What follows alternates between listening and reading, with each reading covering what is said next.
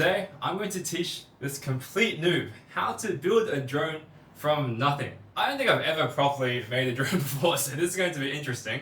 But we're going to see how long it will actually take. This is Sasha. Tell us about your drone building experiences. Zero. I've never built a drone. I've only flown one that's been pre-made. He claims to know how to solder, but honestly, when I started, look, soldering gave me so much anxiety. But we've got an unlimited amount of time. Well, we've got the afternoon here. This drone better go in the air, otherwise I'm going to be very sad. Hopefully it doesn't take that long. Early predictions, how many hours will this take? I'm leaning to maybe 5 or 6 hours. Look, we just have parts. There's no beta flight, there's nothing set up, so I'm gonna give it 4 hours. We're gonna be rapid. Okay. Building drones these days for beginners, not actually that hard. We'll go through everything. Hopefully you'll be able to follow along. And the parts we have are here today. My dear friends at T-Motor has hooked us up. We've got a beautiful FT5 Mark II. You need 4 motors. So these are the Pacer. We're using KV 1950. So this is going to be a 6S build and fly 6S. If you're not flying 6S, you're making a mistake in 2024, please. And then you need a very important thing, which is the ESC. So basically what an ESC is, it's like, it basically controls the current to the motors, and that's just part of what you need in the drone, or that's that. And then you need the flight controller. So this is the brain of the actual drone. It can tell you where the gyroscope is, it knows where it is in the air, so that it tells the ESC, and it provides electricity through the motors, and then the drone flies basically. And the last important thing is you need an air unit. This connects to the DJI digital system, so you can see everything. It's 2024, just fly DJI, it's so much easier. Don't use the walk snail shit, like, or whatever, man. This is tried and tested. It makes life a lot easier as well when you're building, because hypothetically, these should be plug and play. So you only have to solder like all the motors and like the XT60 connection, which we'll talk about in a second, and that's it. That's like only 12, 13 things you have to solder, and then you make a drone. So very simple. This is the my favorite soldering iron, the only one I've ever had. The Secure D60 or some shit. Very affordable. You just need a LiPo battery, which everyone has. You just plug in and you can get going. You need some flux. This will make your joints nice and round and not like weak, which is very important. And you need some solder. This is the worst solder that you can buy, TBS solder, very cheap shit. Ideally, you buy some solder with some more flux percentage. This is 1.8% flux. More flux basically means you'll get nice joints without much effort, but look, we're on a budget, I guess. And this is kind of important as well. I've used this a lot. It's a solder sucker. Basically, once you fuck up the solder and you need a redo, you just like, oh, some lead fell out. And then you just like suck it up, which is great. And this comes with the little soldering iron. Put that in here. And that's basically it. You need some hardware. If you have a prop tool, you'll be able to screw off basically everything you need, but you might need a smaller hex screwdriver. I've got some crap here. I've got the screwdriver as well. So that's basically all you need. And let's get soldering. This is like a cute soldering mat. You don't need this. And the most important thing, you need some ventilation. We've got some sort of ventilation here. Honestly, we should not be inhaling this. You should get like a fan or something, but we'll like hold our breath when we solder. So it'll be good. And oh, this is also a bit of a good tip. Some blue tack, yeah, holds things in place. We can't actually afford proper gear, so we need some blue tack, and we just put that there, and then you plug stuff on it, and you solder away. Everything's in the description. Support your guy out. It'll be some affiliate links. I appreciate you. But let's get through some soldering. Step 1, we need to fire up the soldering iron. So let's just plug this guy in. Basically, the first thing we need to do, grab your ESC, we need to solder all the motors onto the ESC. So basically there's 6 pads. We've got some pads on each side, and we're going to go 3, 3, 3, top 3, bottom 3, top 3, bottom 3. Pretty self-explanatory. Plug this guy in. Now we click both buttons here, and it'll fire up to 400. Alright, now it's racing up to 400 degrees. So do not touch this. Whatever you do not touch this, because this will literally burn a hole in your hand.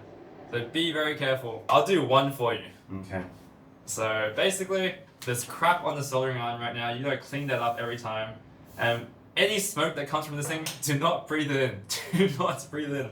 Very, very toxic. So what you should do, every time you solder anything, you should like tin the joints. So basically add a bit of solder onto each end that you're going to basically solder together. Get the flux ready. If you if you have good solder, honestly you probably don't even need flux, but unfortunately he made a good point in the past. Oh, yum yum yum. Delicious. So just get like a crappy whatever. This is like literally, I don't know, cotton bud, not a cotton bud. It's good practice just to like flex things up a little bit. But honestly, I'm a bit lazy right now. Time is money. We don't want to spend more than 5 hours here. So all we're gonna do, first step, chuck some solder, hold your breath, and then plop some on there. And then you should probably anchor it down, anchor these things down. Oh God, hold my breath.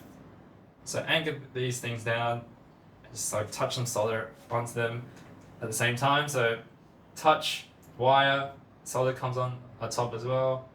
So just pop some on there, beautiful. Pop some on there, beautiful. And we're tinning right now.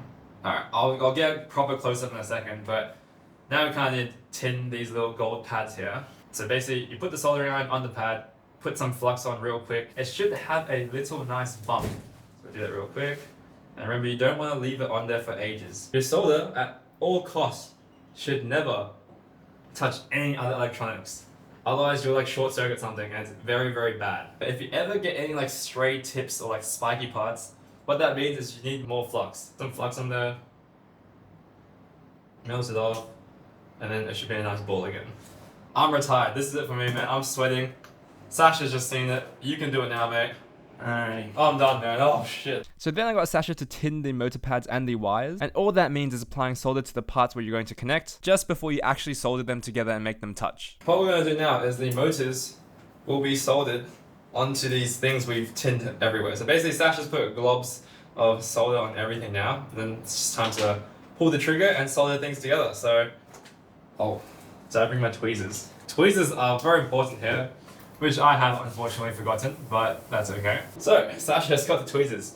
Pretty straightforward. At this point, it's probably good to just pop this on top of the blue tack. So as you can see, the motor wire actually gets connected to the ESC here. Pretty straightforward. Make sure you have some solder already on the soldering iron so it conducts heat better. Put the wire on top of the solder, give it a nice tap and hold that, and it will form a nice ball. If you end up getting a tail, you should add some more flux and the tail will be removed. And you can solder wires like this perfectly fine. However, it does not look that good on the drone, and you don't want the wires all over the place. So we fix this in the future, but don't make the same mistake as us. As you can see, the drone motor wires go around the eventual post here. Now this is the part which I hate the most, which is soldering on the XT60 and the transistor. And this is honestly the bane of my existence. I hate soldering this on because you should have like an angled point so you get more surface area, more contact, so you can like solder it properly. However, mine's like a pointy tip, which is not ideal. You can't get as much surface area, which makes things a little bit harder. But long story short, use a solder iron, chuck it on for ages, and then it will actually stick on. We then struggled soldering the XT60 plug. As you can see, it should be one smooth glob, and to do that you need to leave the soldering iron on for an extended period of time, which is not good, but do your best to make sure all the solder is combined and smooth. Now we need to solder the receiver to the flight controller, and here we just do the same routine, but you need to look at the soldering diagram that comes with your receiver. A quick Google will show you that. This is the one we used, and simply just follow the diagram and everything will go fine. On the flight controller there will be T and R slots,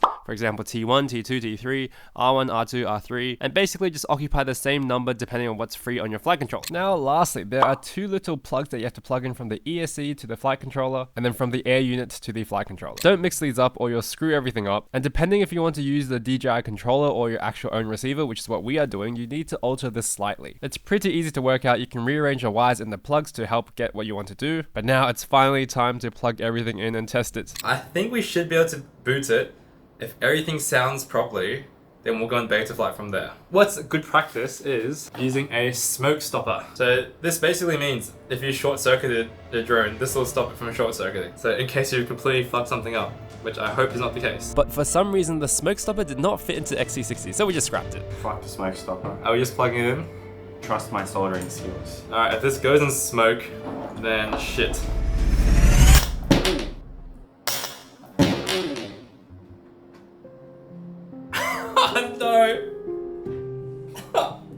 Oh no! I just have a bit of a meltdown behind camera, and I think we shorted the battery. We definitely shorted something. I hope this drone hasn't been destroyed now because we did that. Now that we've damaged something, we definitely need a word from the sponsor, which is Artlist. Essentially, all the music on my channel is provided by Artlist, and they are now the first creative asset platform to offer an AI voiceover generator, especially for video creators, and this is included in all max plans. You can basically type whatever you want, select any voice you want. It is ridiculous how easy this is. And even adjust features like the expressiveness. So given the drama in the video, we will now use some of these voiceovers. And remember, use my link below if you want 2 months free of Artlist. It turns out the boys destroyed a $50 battery and the XT60 plug, but thankfully they had another. They did the biggest rookie mistake and soldered the XT60 backwards, causing the battery to short. Idiots. This time, the smoke stopper actually fits. I hope this whole thing isn't freaking bricked, because yeah. Honestly, I don't think we have anything to fear of, because we have a smoke stopper, but... And then... So does it, how do we know it's... Oh, that's a sign of life. Let's go! Oh, that's music to my ears. Oh, dude, I'm sweating bullets, man. Alright, I think we need to get this on beta flight and connect the receiver, do all this crap, and then we should be going good. Should be cooking. We've been busting our ass on beta flight, trying to make sure everything's good. There's a lot of things you have to do. So, one, motor direction. We use BH Heli Suites to make sure the motors go the same way. Props out. I have another video explaining all this if you want. Props out, make sure you do that, and then we made sure the controller actually connects to the ELRS controller, which was all good, and we're like 5 hours in the tank. So this is what happens when we get 2 noobs to program this and make it, but now I think we just have to put everything together. I think we're good, but let's do this right now. The boys then took an eternity to reassemble the drone, and it looked very questionable to say the least. A lot of time has elapsed. It's 8. We started at like 1:30. It was a 6.5 hour job, not bad. We've got the Franken drone because alright, let's try and get a bit of a close up here. Basically, there's like a capacitor. Stop focusing on my face. There's a capacitor and it doesn't fit in this gap down here. This is what we're gonna go for right now. We'll go to the field. If this gets off the air, flies remotely normally, this is a win. We have no idea what we're doing. We've gotten so far. Smoke, all this shit. What are your thoughts on your first drone build, Sasha? It's longer than I expected, and there's more troubleshooting than I thought there would have been, even for a DIY job. So fingers crossed this thing actually flies, because if it doesn't, that's like 7 hours down the drain, and that's gonna hurt. Let's go! It's dark at night, and I'm praying this thing flies. If this thing goes left, right, up, down, it's a success. Spent all day building this shit, like we've been on beta flight, haven't actually tuned it properly. I don't know what's going on, but I'm just praying if this thing flies, it's a success. We can end the video. Took us about 6.5, was it? 7.5 hours. And I think it's not bad for 2 guys who had no idea what to do, watched 0 YouTube videos. So yeah, let's give it a go. Do you reckon it will fly? I reckon it'll make it off the ground, but I don't know if it'll actually fly. Fly. This was it. 7.5 hours of rookie mistakes, and it all came down to this moment. Alright. Another walk up, hold on. No, that's fine. What? Wait, did you move anything? No, I touched nothing. How's that possible? I don't know. Nothing on the sticks. I'm gonna arm it, okay? Alright, you're gonna arm it. What? The battery came off. I'm gonna... Oh my god. So apparently the second we arm it, with no stick input, it just flips up and shit. Things were looking terrible. 7.5 hours in, the boys wanted to give up, but they were not pussy. They thought they found a solution, so they tried again. Arm it. Back to the computer. And again. Take 3. We've done some more changes. Please, please. And again. Alright, it's 5th time to charm, and I'm quietly optimistic. And so is Sasha, right? Yes. We had reached the 9-hour mark at this point. It was getting late. Could this drone possibly fly? Oh. The tune sucks balls, but it's off. She's off. Let's go. Let's go. It's flying. After fixing the motor directions, we finally had flight. We got the job done. Let's freaking go. It only took like 7.5 hours.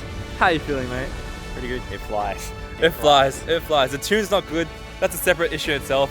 Watch this video if you want to tune a drone, but you can just probably like apply a preset. I heard the T-Motor guys will give me a preset, but it works. The pop's amazing. It feels pretty damn good. Man, this was a blast. We've unlocked a skill for both of us. If you enjoyed, I'll catch you next time. Thank you for sticking along our noob adventures, and that was insane.